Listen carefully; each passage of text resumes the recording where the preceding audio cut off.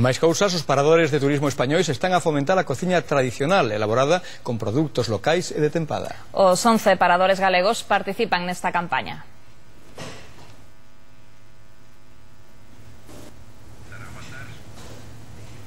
Os xefes de cociña dos paradores galegos elixiron o histórico hostal dos Reis Católicos para amosar o que son capaces de facer cos alimentos e coas receitas de sempre.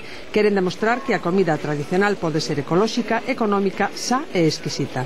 É todo baseado en produtos locais, en produtos cercanos e de tempada. É dicir, que o que se quere facer é unha cociña económica con produtos de tempadas. Cada parador ofrece seus propios menús que van variando segundo a estación do ano. Temos unha coca que é un pan de siembra con un asadillo de verduras de tempada, con un queixo de arzúa ulloa gratinado e depois leva un acompañamento de uns mixilós en escabeche con vinagre de godello.